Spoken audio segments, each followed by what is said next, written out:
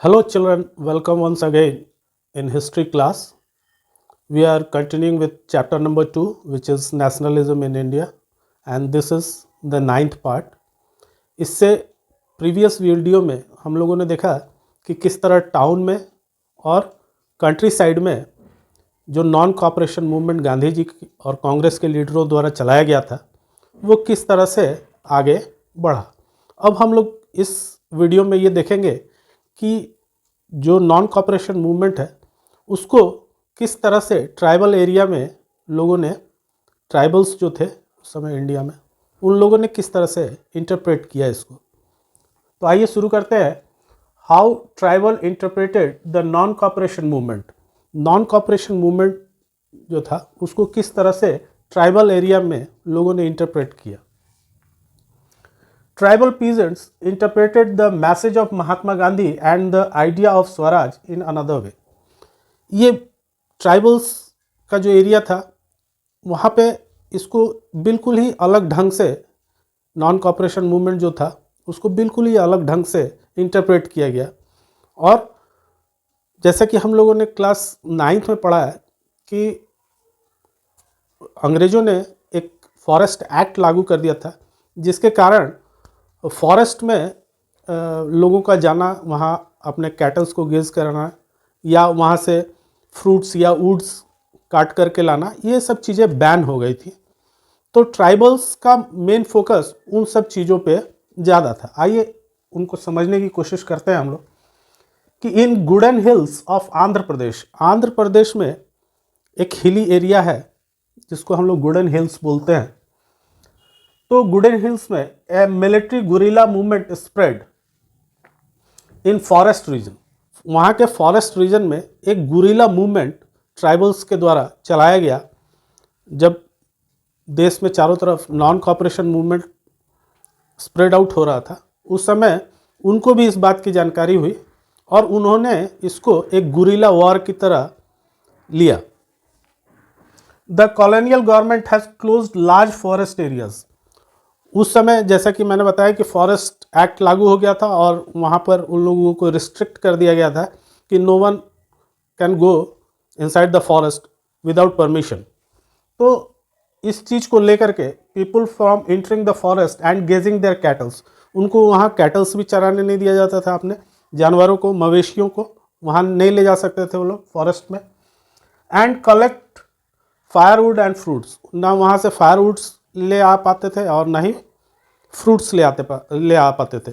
उस समय ईंधन के लिए, खाना बनाने के लिए जो ईंधन का उपयोग होता है, उस समय वो ट्राइबल्स जो है मुख्य रूप से जंगल की लकड़ियों पे ही निर्भर थे। तो उनके लिए तो बहुत बड़ी समस्या थी कि अब वो फॉरेस्ट में नहीं जा सकते हैं। अपने मवेशियों को, अपने जानवरों को, जो पेट्स वो घर में रखते थे, काउज हों, बफेलोज हों या फिर गोट या शिप वगैरह, जो भी कैटल्स वो रखते थे, उनको वो गेज कराने के लिए फॉरेस्ट में ही ले जाते थे और अब फॉरेस्ट को प्रोहिबिटेड कर दिया गया था इनके लिए। तो इनके सामने बहुत बड़ी एक समस्या थी ये फॉरेस्ट एक्ट।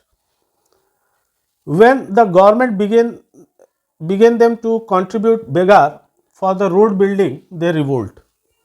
ऊपर से उनसे कई तरह के काम भी करवाए जाते थे। उनको लालच दिया जाता था कि आपको थोड़ी सी लकड़ी दी जाएगी या आपको कुछ एरियाज़ में आप जाके अपने जानवरों को चरा लीजिए, उसके बदले उनसे बहुत सारा काम बेगार के रूप में करवाया जाता था और उसके लिए कोई भी पैसे उनको नहीं दिए जाते थे। तो ये काम जब उनको करवाया जाने लगा रोड बिल्डिंग का उनसे, और वो भी बेगार के रूप में, तब उनका गुस्सा जो है वो बाहर आया और उसका रिजल्ट हुआ कि वो एक गुरिल्ला वॉर में कन्वर्ट हो गया। उसी समय एक व्यक्ति थे एलूरी सीताराम राजू। ये जो सीताराम राजू थे ये एज ए हीरो वहाँ पर बन गए उन ट्राइबल्स के लिए। आइए इनके बारे में जानते हैं कि एलूरी Sitaram Raju claim that he has a variety of powers। उनका ये कहना था, सीताराम राजू का, जो एक ट्राइबल से ही बिलोंग करते थे, उनका ये कहना था कि उनके पास बहुत सारे एक्स्ट्रा ऑर्डिनरी पावर्स हैं उनके पास, और he could make correct astrological predictions. वो कुछ एस्ट्रोलॉजिकल प्रिडिक्शन को बिल्कुल सही ढंग से प्रिडिक्ट करते हैं, ऐसा उनका अपना कहना था। और लोग भी धीरे धीरे इस बात को मानने लगे थे कि वो जो कहते हैं, भविष्यवाणी करते हैं, वो कुछ हद तक सही हो जाती है। और उनका ये भी कहना था कि एंड हील पीपल, और वो लोगों के इलाज में भी सहायता करते थे। उनका मानना था कि वो लोगों को ठीक कर सकते हैं। और and he could survive even bullet, और उनका ये कहना था कि वो उनको अगर बुलेट भी लगे तब भी उनको कुछ नहीं होगा और वो सर्वाइव कर जाएंगे। ऐसा वो अपने आप को एक्सप्लोर करते थे एमंग द ट्राइबल्स, और लोग उनको अप्रिसिएट भी करते थे इस चीज़ के लिए। तो वो काफ़ी फेमस हो गए थे उस समय। Raju was inspired by Gandhi ji's non corporation.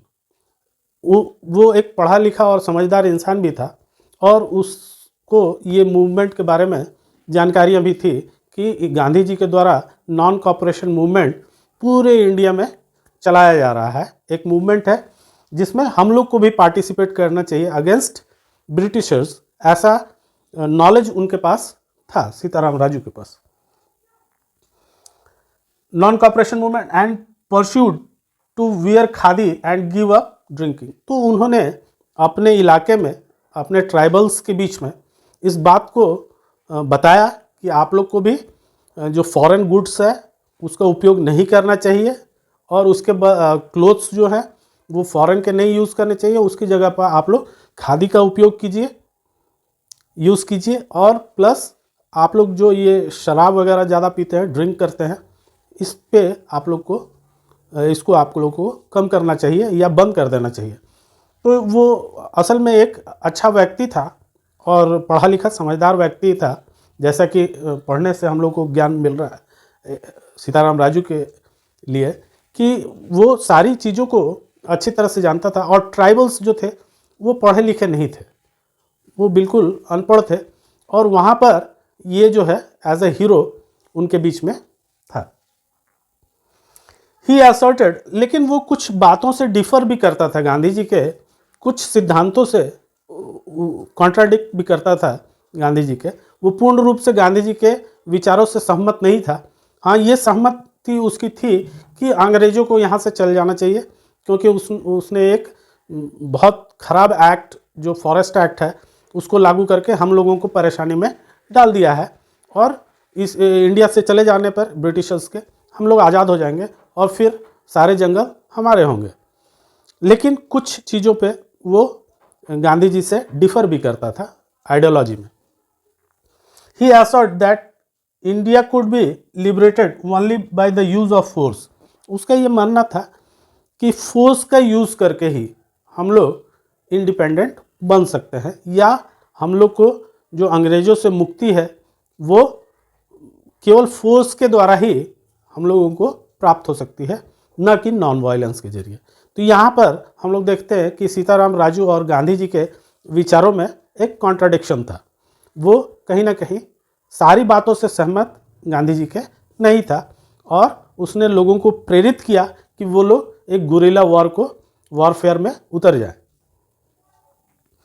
They attacked police stations, और फिर उसके कहने पर एक गुरिल्ला वॉर वहाँ पर शुरू हो गया। दे अटैक पुलिस स्टेशंस, उन्होंने पुलिस स्टेशंस पे अटैक किया। किल ब्रिटिश ऑफिशियल्स, वहाँ जो ब्रिटिश ऑफिशियल्स फॉरेस्ट की देखरेख के लिए रखे जाते थे उनको उन लोगों ने मार डाला।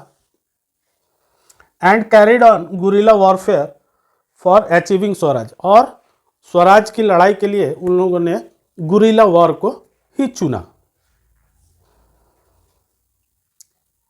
और आगे देखते हैं कि Raju was captured and executed. Raju को आगे चलकर गिरफ्तार कर लिया गया और फिर उनको फांसी की सज़ा हो गई। इन 1924 में उनको पकड़ लिया गया और उनको मौत की सज़ा सुना दी गई। He become a folk hero, और इस तरह वो उन ट्राइबल्स के बीच में एक हीरो के रूप में आए उन्होंने लोगों को गुरिल्ला वॉरफेयर के लिए तैयार किया। उन्होंने बताया कि गांधी जी ने एक व्यापक आंदोलन खड़ा किया हुआ है पूरे इंडिया में, और उसका एक हिस्सा हम ट्राइबल्स को भी बनना चाहिए। और इसके लिए उन्होंने बताया कि हमें खादी पहननी चाहिए, फॉरेन क्लोथ्स का बहिष्कार करना चाहिए, बाइकआउट करना चाहिए। प्लस जो ट्राइबल्स बहुत ज़्यादा ड्रिंक करते थे उस पर उनका विचार था कि उसको बंद किया जाए। और एक उनका ये भी मानना था कि बिना वायलेंस के, बिना फोर्स के हम अंग्रेज़ों को यहाँ से बाहर नहीं कर सकते हैं। और उन्होंने एक गुरिल्ला वॉरफेयर को अंजाम दिया, और अंत में हम लोग देखते हैं कि उन्हें पकड़ लिया गया और उन्हें फांसी की सज़ा हो गई। तो इस तरह हम लोगों ने देखा कि किस तरह आंध्र प्रदेश के जंगलों में ट्राइबल्स ने एक गुरिल्ला वॉरफेयर को अंजाम दिया इस नॉन कोऑपरेशन मूवमेंट के। तो इस नॉन कोऑपरेशन मूवमेंट में सबसे बड़ी बात ये थी कि टाउन्स में अलग तरह का एक मूवमेंट देखने को मिला, गांव में, कंट्री साइड में एक अलग तरह का मूवमेंट देखने को मिला, और ट्राइबल एरिया में एक अलग तरह का मूवमेंट देखने को मिला। तो ये सब सारी बातें ये बताती हैं कि ये पहला एक बहुत बड़ा इंडिया में चलाया गया मूवमेंट था अंग्रेज़ों के खिलाफ। और उस समय लोग उतने समझदार नहीं थे कि मूवमेंट्स को कैसे लिया जाए, और जिसको जैसे समझ में आया, जिसने जैसे समझा उसको वैसे ही इंटरप्रेट किया, और एक तरह से डायरेक्ट इनडायरेक्ट वे में वो इस मूवमेंट का हिस्सा बन गए। तो बच्चों, आपको वीडियो समझ में आया होगा कि किस तरह से आंध्र प्रदेश के ट्राइबल एरियाज़ में किस तरह से गुरिल्ला वॉरफेयर हुआ, और सीताराम राजू जो है एक हीरो के रूप में उभर कर सामने आए। तो बच्चों, शेयर कीजिए अपने दोस्तों के साथ, लाइक कीजिए वीडियो को, और सब्सक्राइब करना मत भूलिए। Thank you.